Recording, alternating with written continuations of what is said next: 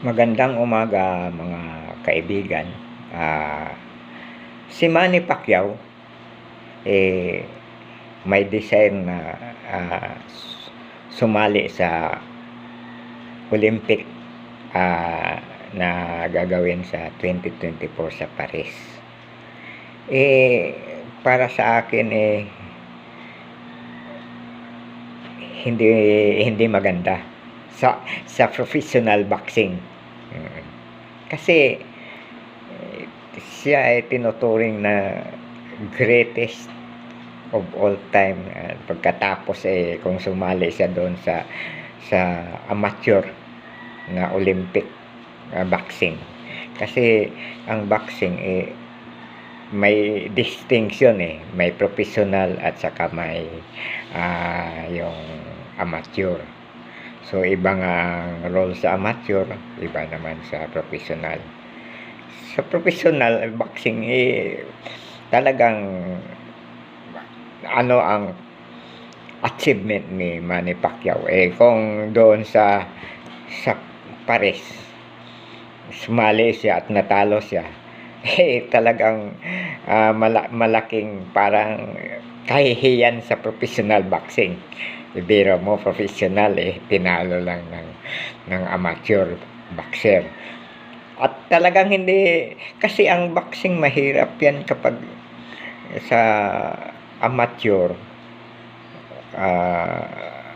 Ang nagde-decide yung mga, kapag hindi mo mapatulog yung kalaban ang magde-decide yung mga judges. Ibig sabihin subjective ang tawag nila doon kapag judges ang nagde-determine kung sino man.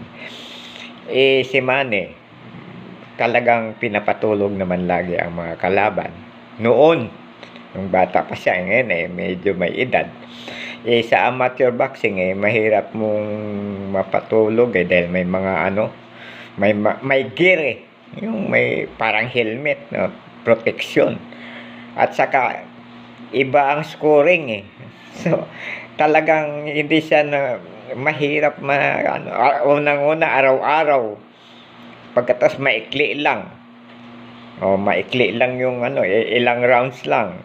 Hindi mo talaga maximize ang iyong potential na dahil hard hitter siya Siyempre hindi niya ma-maximize yan pag sa amateur boxing. Kung nakalaban niya mahaba ang kamay, tukod-tukuran lang siya, di talo siya sa puntos. Pag natalo siya, hindi kahiya-hiya sa professional, mawawalan ng parang glamour ang professional boxer. Tinatalo lang pala ng amateur boxing. Ganun ba yun? Ganyan yan talaga ang magiging hihina ngayon ng popularidad ng professional boxing. At lalo pa ngayon, lalong wala na, mahina ng popularidad. Tinatalo na sila ng mga MMA, mga kasi wala nang torchbearer sa professional boxing Yung mga magagaling yung katulad ni Tyson Fury, yung mga boxer ngayon doon sa heavyweight, parang hindi mga boxer ang tataba ang tataba, parang hindi atleta kung titingnan katulad ni Tyson Fury na yan, at saka yung may isa pang mga matataba ayun wala hindi na ganong sikat ngayon ang professional boxing na katulad ni na panahon ni na Allen, ni na Frazier, ni na Tyson. Ayun si Manny yun si Manny ang bumuhay ng professional boxing nung panahon niya, hindi na mga heavyweight.